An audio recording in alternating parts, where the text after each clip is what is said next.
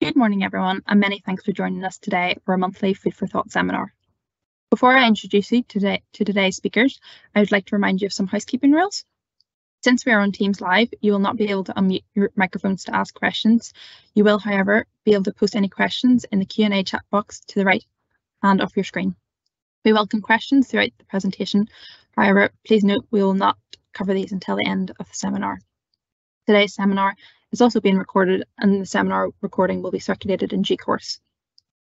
For today's seminar, I would like to provide a very warm and FSA welcome to Dr. Shraddha Kaur, Hugh O'Neill, Abby Reid and Laura Brownlee from RSM Consulting. And joining them is Dr. Samuel Short from the University of Cambridge. They are here today to present on their rapid evidence assessment, which aimed to develop an understanding of the alternatives to single-use plastics in food packaging and production, looking at their risks and opportunities, as well as potential future developments. So without further ado, and from all of us at the Food for Thought team, we hope you enjoy, and I will now pass you over to Shraddha to begin their presentation. Thanks, Victoria, and thank you everybody for joining.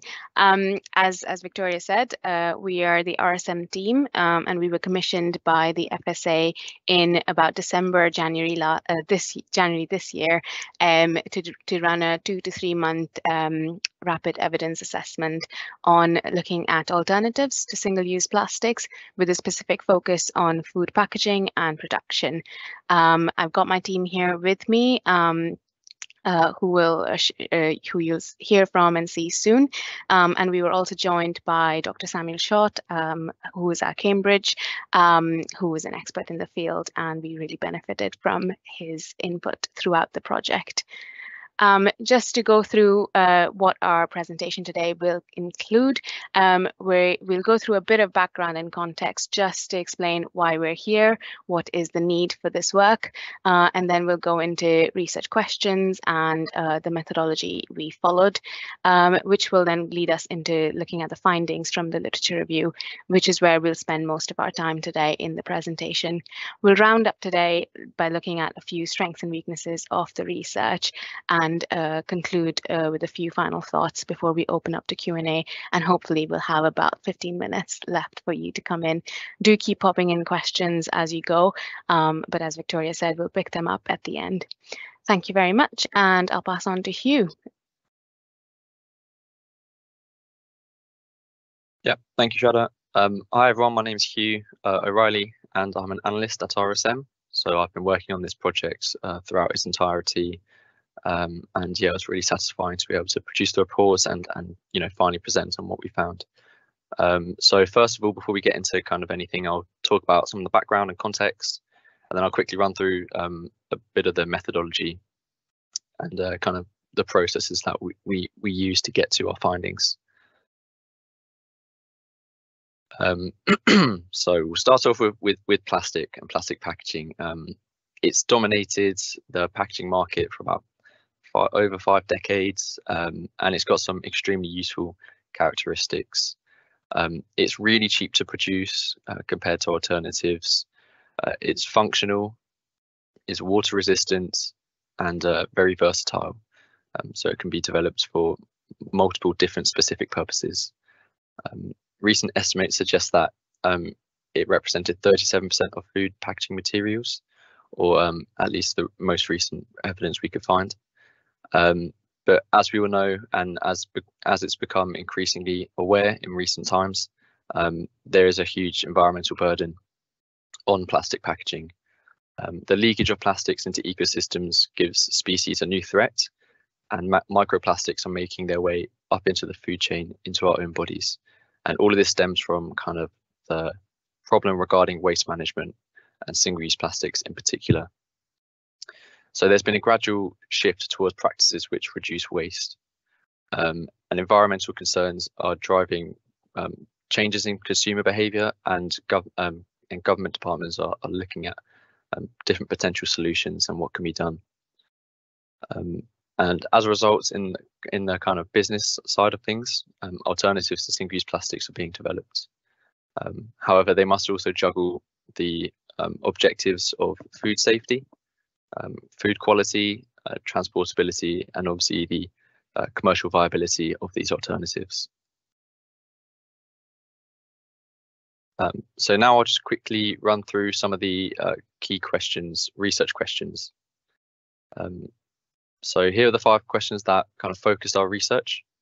We first looked to find the different emerging alternatives to single-use plastics and assess to the extent to which they are already in use within the UK. From here, we tried to gather evidence on the trajectory of these alternatives, whether their specific niche markets are growing on the supply and demand side, and where they are in terms of their investments, recent innovation, and again, adoption in the UK food industry. We then offered insight on how UK food regulation may need to adapt as alternatives become more prevalent in the food packaging industry.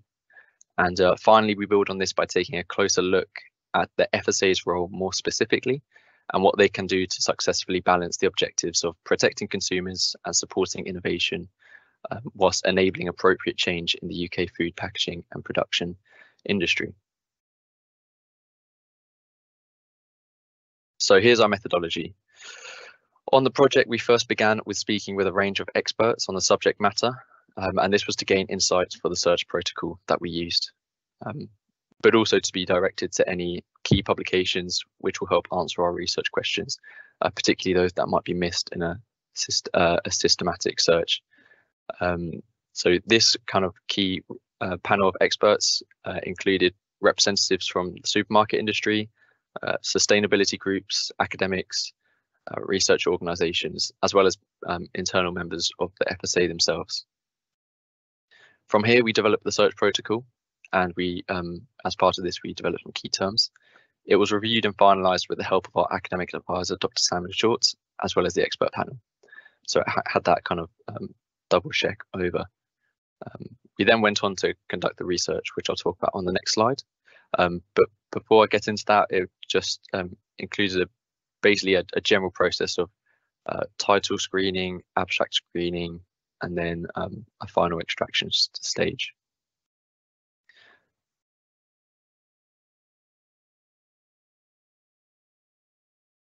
And yeah, so once we did this, we reviewed the evidence and wrote the reports.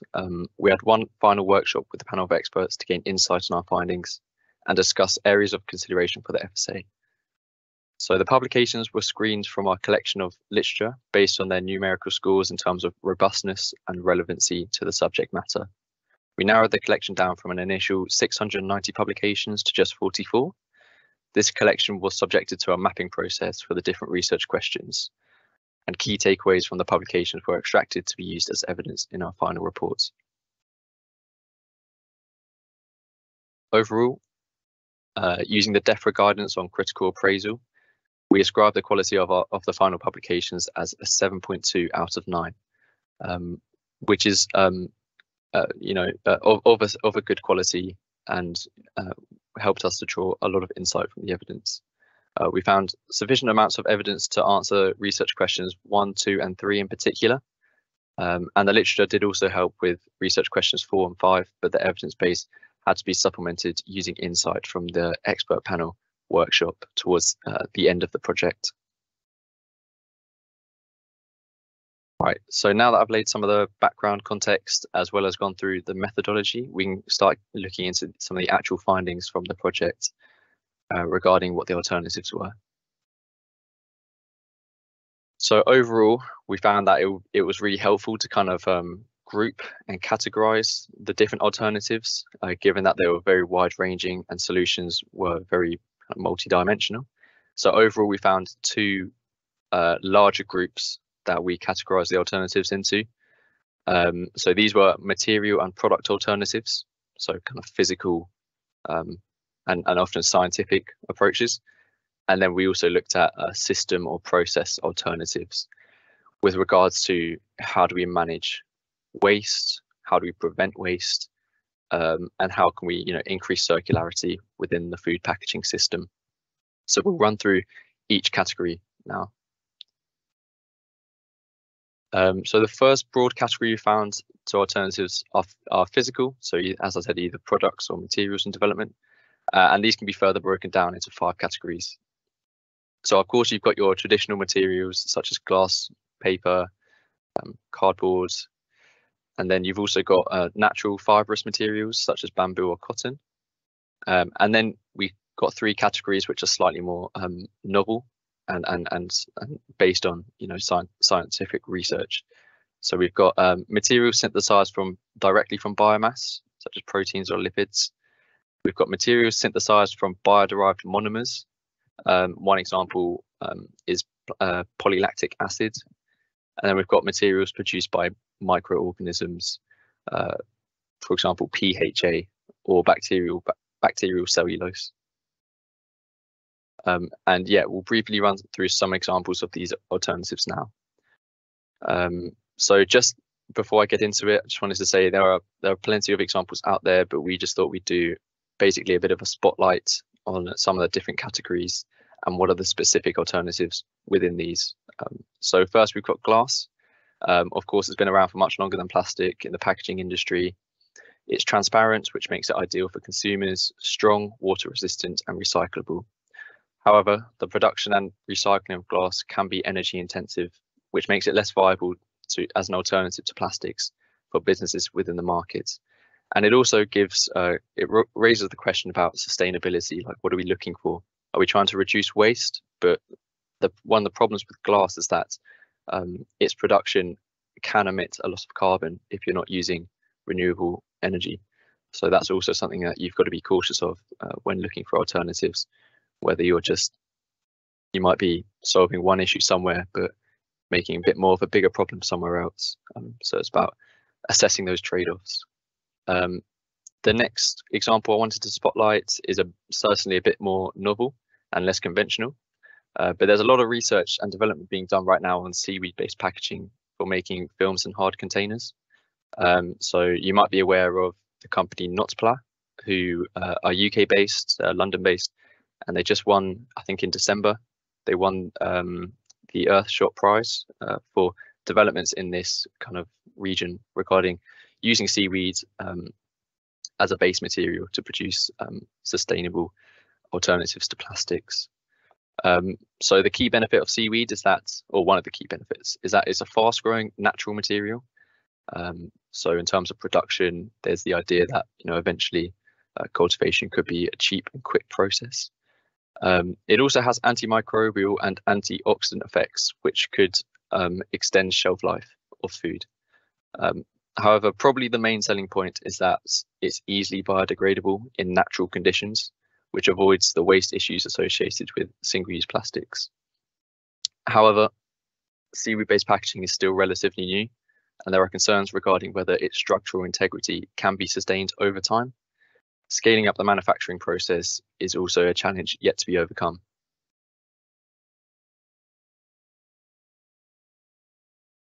And yeah, the next example I wanted to spotlight was polylactic acid. And this is most commonly made from cornstarch, so it's a bioplastic. It's relatively mature compared to some of the other emerging alternatives, and it presents many similar properties to the conventional plastics that we currently use.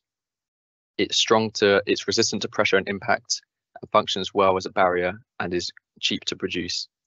However, whilst it's branded as biodegradable, the reality is that PLA can only be broken down into simple molecules within industrial conditions.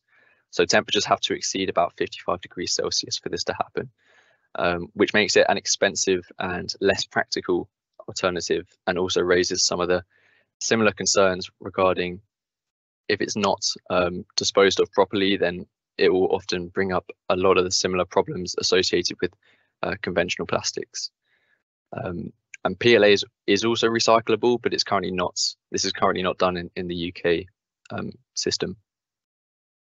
The final material alternative I wanted to highlight was PHA, so polyhydroxyalkanates. I've given that a go. I think I've got it there, but yeah, it's a bit of a tongue twister, that one. This bioplastic is strong, hydrophobic or water resistant, and it can biodegrade in soil or water without the need for high temperatures. So obviously this solves some of the problems regarding waste management. It makes an ideal candidate for single-use plastic alternatives because of this. However, there's a lack of strong evidence on its structural integrity in the long run, and it's currently much more expensive to produce compared to PLA or traditional plastics. So a lot more investment and innovation required on PHA, and the jury is still out as to whether it can function within many different use cases and has many different materials. But so far, I think it has been used to produce bottles in certain cases. So the next category I wanted to look at was the different systems or processes that can be deployed as an alternative to the single-use plastic model which is currently in place. This includes the classic 3 Rs, so reducing unnecessary packaging, reusing durable packaging, and recycling waste packaging. The literature review also highlighted how emerging technologies in active and intelligent packaging can help improve the functionality of the packaging by extending the shelf life. But for now, I'll just highlight the 3 different Rs and how they can be used. Excuse me. So the main benefit to reducing packaging is that there will be less single-use plastic waste. This addresses the issue head-on and is a relatively simple solution on the face of it. Packaging which could be deemed unnecessary, such as individually wrapped sweets within, I don't know, a celebration box or a larger packet, or for example, pre-cut fruit in plastic pots could be eliminated, and this would reduce plastic waste without much of a trade-off in terms of food safety or food quality. Obviously, this is a bit more of a subjective exercise, and it would have to be determined by policymakers as to what's deemed unnecessary, and yeah, falls beyond the realm of science in some respects. There are also some other limits to this approach, and reducing packaging may sometimes reduce shelf life, and it could also, if not done properly, increase the risk of contamination. Another strategy would be to increase reuse packaging systems. Again, this would reduce plastic waste with each time the packaging is reused, compared to the counterfactual where each use of an item has new packaging associated with it, as that will be eliminated by reusing the same packaging each time. Some of the issues associated with this is that reuse systems will require new infrastructure and investment, and there are logistical challenges regarding cleaning the packaging and transporting the packaging. Would this fall within the responsibility of the consumer, or would this fall within the responsibility of the business? Again, the jury's still out, and it kind of depends on the context. But my colleague Abby will run through one of the examples, which was done by Tesco's and Loop, as that we studied as one of our case studies. And obviously, reusing packaging would also be less convenient for consumers. So there's that aspect of whether it would be accepted, or whether consumers would pay maybe slightly more to avoid having to do that altogether. Finally, recycling is also an option for single-use plastics, and this would really promote the circularity of materials, but it can be quite energy intensive. And obviously with this, there's the association of carbon emissions if we're not transitioning to renewable energy to sustain this. Furthermore, recycling is not 100% circular, because recycled materials tend to lose a bit of strength with each iteration that they're recycled. So typically what happens is that they're supplemented with virgin material.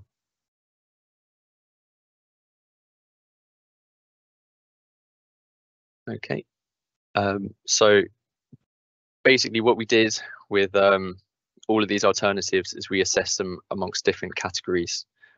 So these categories are food safety, convenience and acceptance, circularity, production and input costs, as well as market characteristics in terms of its commercial viability and projected growth. This is based not just on the research, but the subjective judgments in consultation with the FSA, the expert panel, and our academic advisor. So I'll just run through some of the key points now. So yeah, take your time to have a look at this. I won't be getting into the details of the comparative analysis, But one of the key takeaways is that most of the alternatives perform better in terms of circularity. And this scores sustainability factors concerning waste. I think this was kind of bound to happen, given that the main issue associated with single-use plastics is that they don't perform very well in terms of circularity, given that they're single-use. But yeah, some perform particularly well. So we judged materials synthesized from biomass, such as seaweed or PHA, perform significantly better than single-use plastics because they can biodegrade easily. Reducing and reusing also perform better naturally in this category. One of the other key points is that alternatives overall perform worse when it comes to food safety, or at least in the most parts, the evidence is mixed. And yeah, this aspect can be hard to generalize, given that the context really does influence whether the food quality is preserved and risk of contamination is preserved.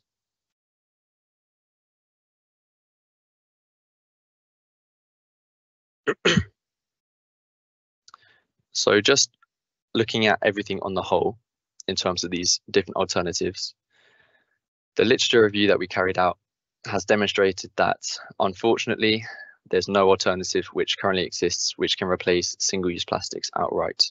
We haven't had that breakthrough, and it might not even come about at all.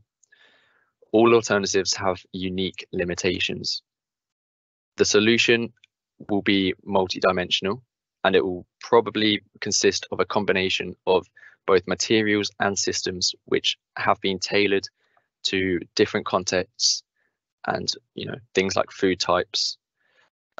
So, for example, packaging could be reduced for dry goods. Edible films may be an appropriate solution for fresh produce as a replacement of plastic film. And biopolymers could be a less environmentally damaging material for takeaway packaging. Reuse systems could also be implemented where consumer acceptance is high enough. But that's all from my part of this presentation, just looking at some of the different alternatives which are emerging or could be offering some form of solution to the issues surrounding single-use plastics today. I'm going to hand it over to my colleague Abby, who will run through some of the case studies and some of the other findings from the research. Yeah, great. Thank you, Hugh, and thank you for talking us through some of the alternatives. So as part of this research, what we also aimed to look at was the extent to which the alternatives to single-use plastics are already in use. However, it is worth noting that the market information available kind of in the public domain was quite sparse, and so we weren't able to provide a comprehensive assessment for each of the alternatives that Hugh discussed. To supplement that, what we've done is we have developed 5 of these case studies to provide specific examples of how alternatives are being used. These examples have been selected to showcase really the variety of alternatives available and the range of contexts that they can be applied in. So you'll see on screen here our first case study, which is of the London Marathon. Seaweed was used to develop pouches for water and sports drinks, which were used throughout the marathon in 2019. The pouches that were used were edible and biodegradable, and they enabled marathon organisers to reduce the number of plastic bottles from 920,000 in 2018 to 704,000 in 2019.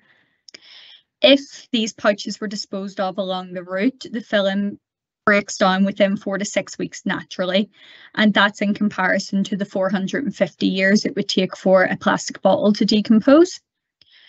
However, there is limited opportunity for the pouches to be sold more widely due to that short shelf life, so the application is really specific to events such as the marathon or festivals or anything like that. The capsules were also single gulp, meaning that there was still extra water required for marathon runners. And as a result, the marathon organisers were unable to fully eliminate plastic bottles. As we mentioned earlier, there were still 704,000 used. Instead, they have stressed that there is a need to balance the environmental considerations with the welfare of runners. Our second case study focuses on the University of Cambridge catering services, and they're using a variety of materials including paper, cardboard, starch composites and polylactic acid in food packaging for their cafe services. The alternative packaging being used is compostable and can either be disposed of alongside food waste or via anaerobic digestion. To complement that, the university have installed compost bins across all campuses to support the disposal. Since introducing the packaging in 2015, the university has recorded around 1.5 tonnes of carbon savings per month and a virgin material saving of 710 kilograms per month. However, what they have identified is the need to raise awareness of their move away from single-use plastics across the university. Without high levels of awareness, they will be less likely to generate buy-in from students and staff members, making the initiative potentially less successful. And then for case study 3, we have a focus on Wagamama in the UK, who have designed 100% recyclable packaging using recycled materials in combination with cardboard and CPET. This packaging will be used specifically for their takeaway and delivery services. However, it's worth noting that it will take some time for the packaging to roll out, with full national rollout due to be completed by October 2023, so October of this year. In the meantime, what Wagamama have done is introduced a bowl bank scheme. So in exchange for returning their clean plastic takeout bowls, Wagamama will provide customers with a free side dish, and that aims to increase the circularity of their packaging. The restaurant team will then ensure that the bowls are commercially recycled, and that will replace up to around 330 tonnes of virgin plastic each year, which is the equivalent of 8.1 million plastic bowls. However, in terms of trade-offs, for some dishes, plastic still did remain necessary to preserve the taste and temperature, so the food safety really, and to ensure that they made it to the customer without leakages. The Wagamama CEO has commented on that and has stated that reducing the use of virgin plastics is a complicated mission, and that is unlikely to happen overnight or in a single solution. And then moving on to case study 4 of McDonald's in Europe. So this will potentially look familiar to some of you. So McDonald's have launched a fibre McFlurry cup, and that has eliminated the need for plastic McFlurry lids, saving around 1,200 tonnes of plastic per year. New fibre lids made from 100% certified sustainable sources and recyclable materials are also being introduced for cold drinks. And that new lid will allow customers to sip directly from the lid, removing the need for straws. And as you'll probably be aware, McDonald's did introduce paper straws in the UK, which didn't go down very well, I think it's safe to say. So the new lid should hopefully be better. And a further 1,200 tonnes of plastic will be saved from that. Interestingly, McDonald's in Germany are also currently piloting a programme called Recup, where customers can ask for a reusable coffee cup and return it at partnering restaurants to be cleaned and reused. However, the majority of McDonald's products are consumed away from restaurants, making McDonald's dependent on customers and the correct infrastructure to ensure that recycling of their food packaging takes place. That is easier in some regions in comparison to others. So regions with more robust infrastructure are showing greater progress. So for example, around 78% of McDonald's restaurants in their larger European markets already provide recycling options for customer packaging. And then case study number 5, which you touched on earlier, is the Loop trial, which was conducted in 10 Tesco stores across the Midlands and the East of England between September 2021 and June 2022, so fairly recent. Traditional alternatives, including glass and stainless steel, were used to develop zero waste refillable packaging. So what the initiative allowed customers to do was to buy a range of products in reusable packaging, which was then returned, cleaned, refilled and used again. So the focus here is really on circularity. High-profile brands took part in the trial, so they included Brewdog, Tesco's Finest, Coca-Cola, Redox, Naked Noodle, Heinz, etc. Customers paid a deposit through the Loop deposit app, and then once they had finished with their product, they returned the package into a return point, scanned their QR code, and their deposit was then refunded. Loop collected the packaging to be professionally cleaned, refilled, and then returned to stores for the next customer. So overall, this did contribute to a reduction in waste within Tesco stores, including from spillages within store. However, developing the scheme at scale would require significant investment from retailers to adopt new processes. Additionally, the pilot uptake was greatest amongst a small percentage of eco-conscious shoppers. So there really would need to be more of a culture shift for that to be widespread. And then if we just move on and talk a little bit about the trajectory of some of the alternatives that Hugh mentioned earlier. So we looked at examples of how alternatives are used and now looking more to the future. So global production capacity of bioplastics is anticipated to increase from around 2.1 million tonnes in 2019 to 6.3 million tonnes in 2027. This in particular will be due to the increased production capacity for PLA and PHAs. It's expected that this increase will be driven by rising demand, more sophisticated applications, and improved physical properties of the alternatives. However, the most prominent market driver is brands that want to be able to offer their customers environmentally friendly solutions, and also critical consumers who are looking for alternatives to conventional plastics.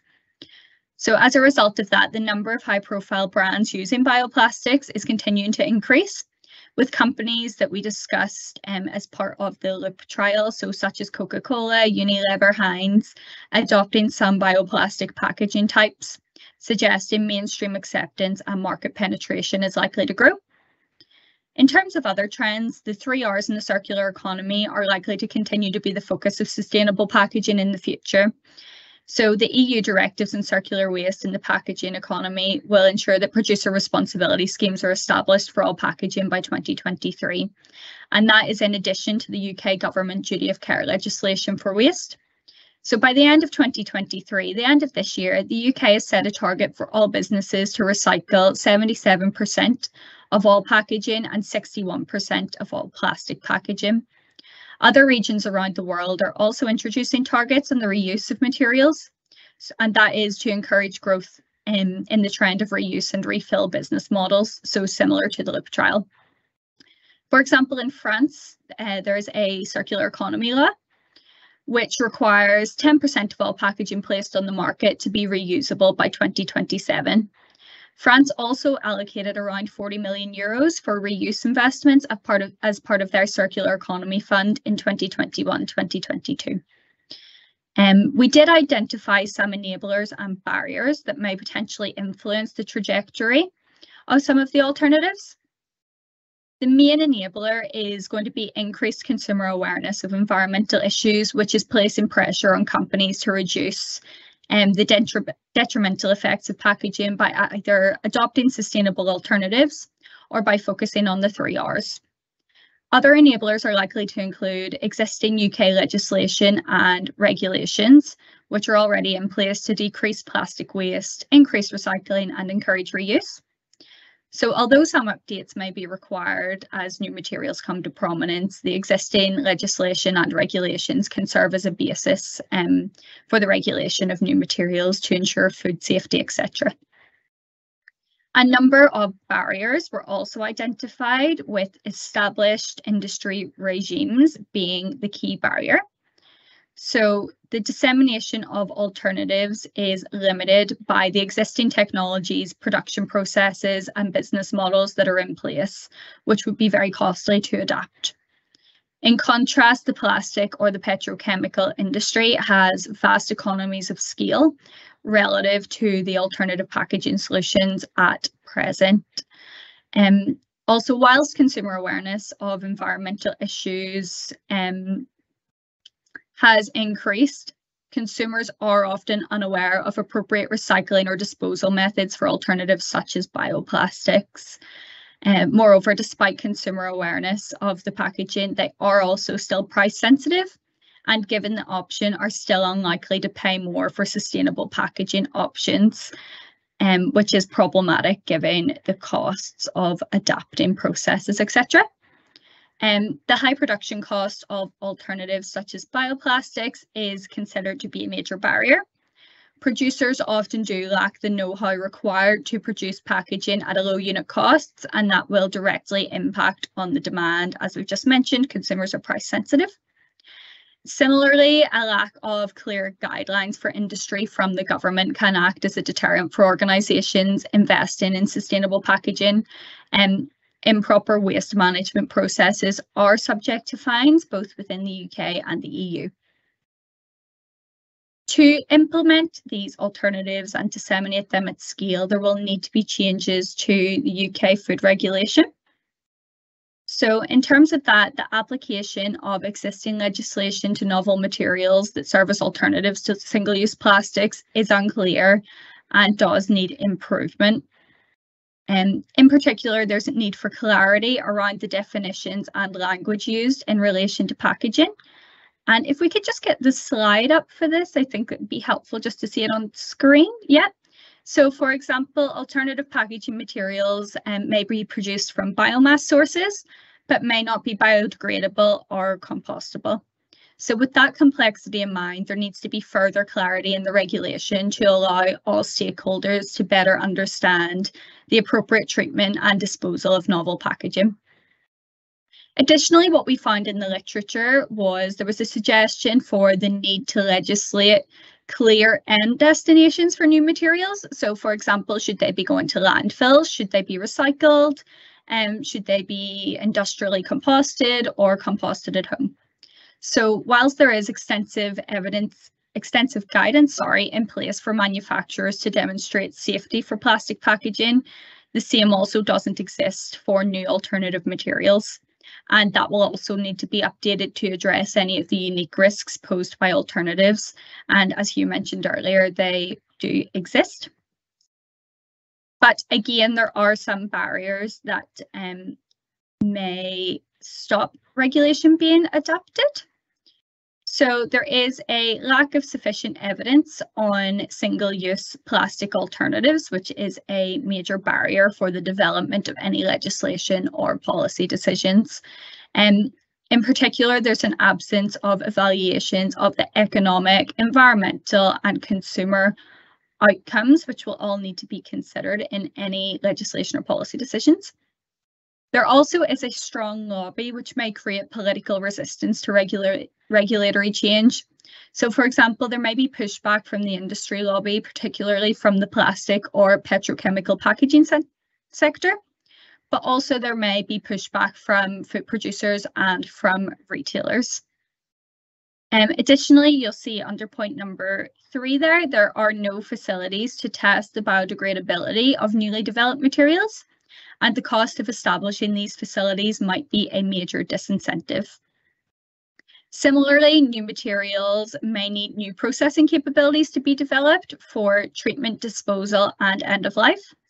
And these requirements likely will not be met by the infrastructural capabilities that are currently available. This will all contribute towards the scale-up costs of materials, which we already mentioned are associated with high development costs, making them quite expensive options to conventional plastics and likely to become a barrier to adoption. So a little bit more tangible in terms of what role can the FSA play in all of this. So the FSA could play a pivotal role in ensuring food safety. So, for example, by developing specific research and policy to avoid contamination in refillable systems. Also by developing guidance for consumers on how to interact with edible packaging to avoid contamination or misuse, as well as guidance on standardised packaging containers to enable easier cross-industry reuse and consumer adoption. The FSA could also promote public awareness, so public understanding of compostable, biodegradable and degradable is limited, and it is important to be mindful of the conditions required for each of these methods of treating a material.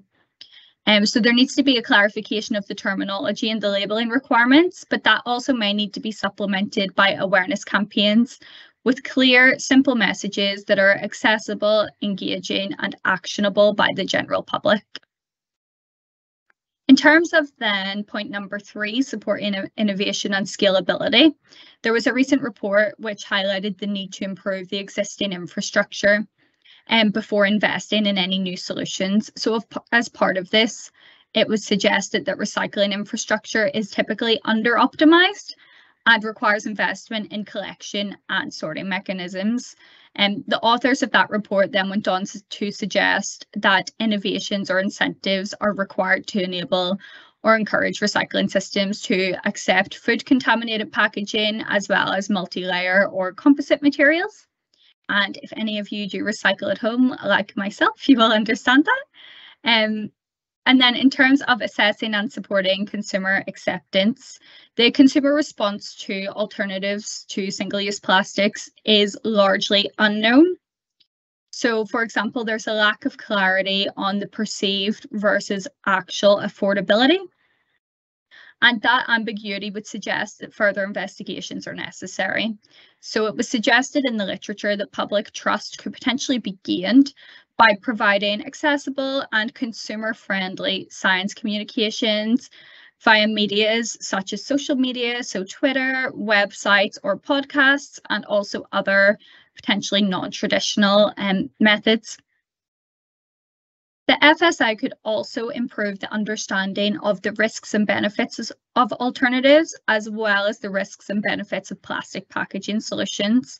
So we have touched on this throughout, but there is currently very limited research that provides an assessment of the environmental impact of these promising alternatives.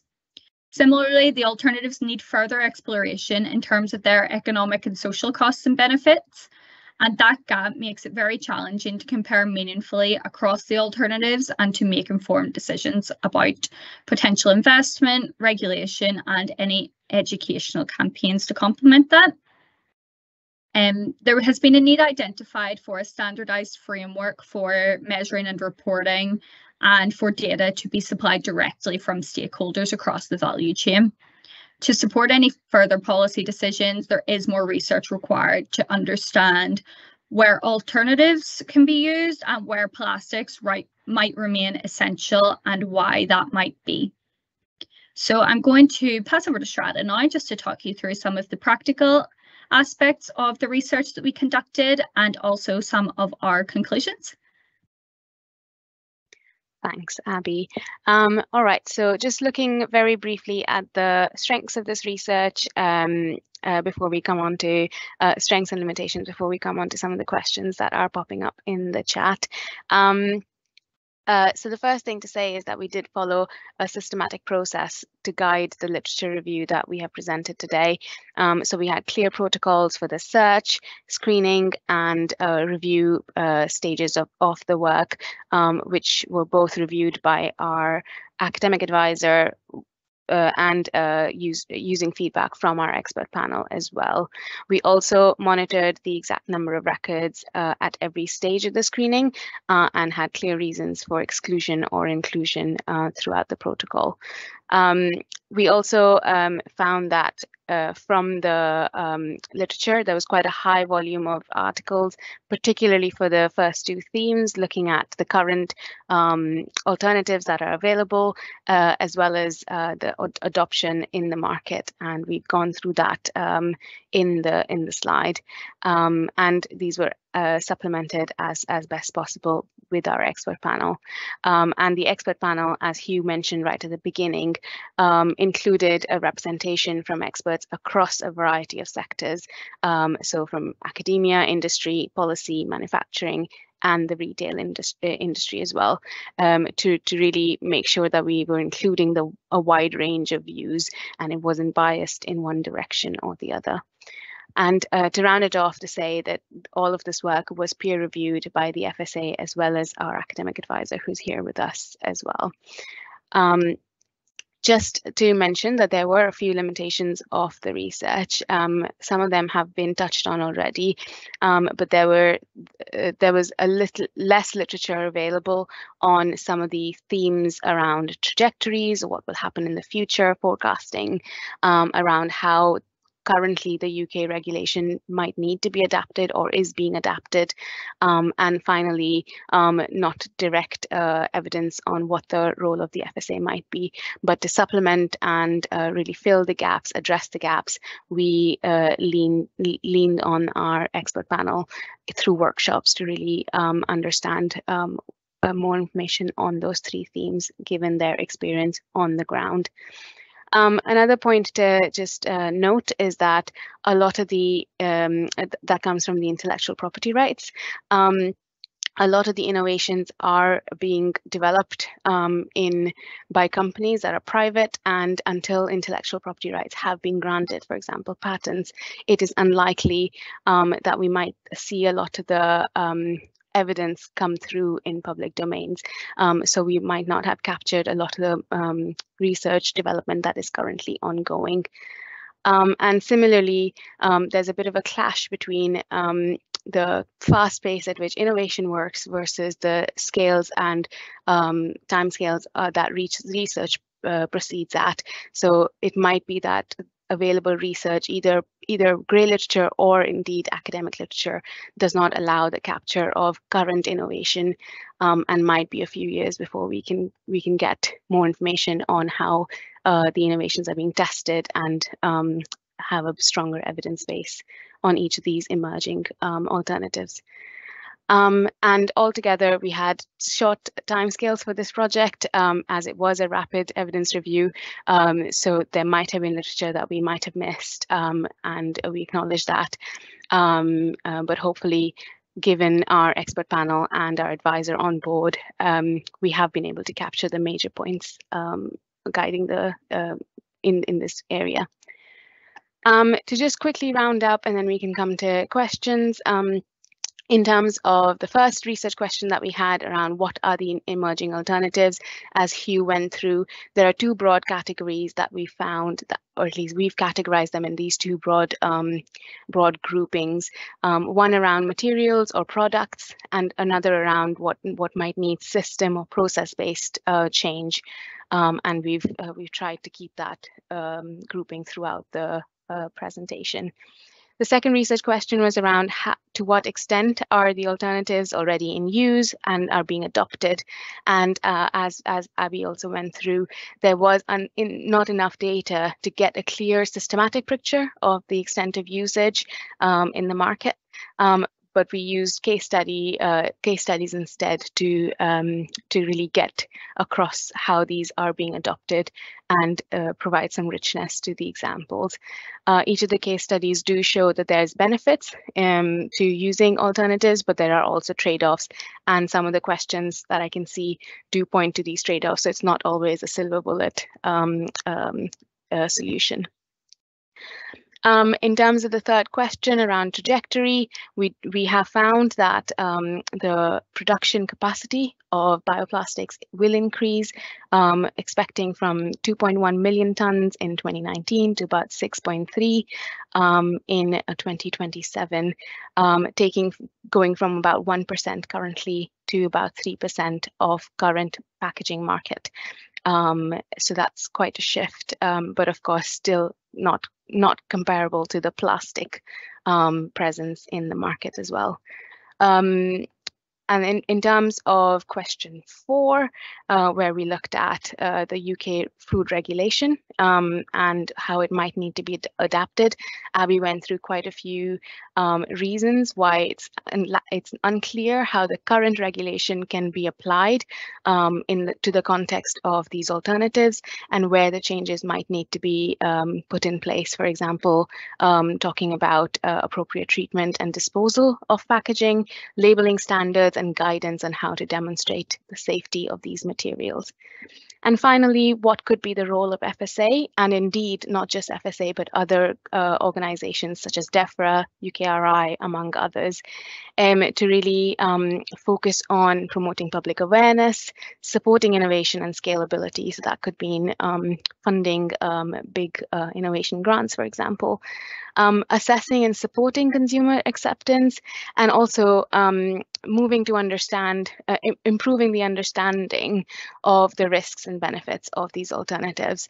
So not assuming that these alternatives will be the exact solution we need. They're all benefits. There are risks associated with each of these, and similarly, plastics do offer their own benefits as well that we shouldn't just throw out of the picture simply because there are alternatives in place being emerging in the market at the moment.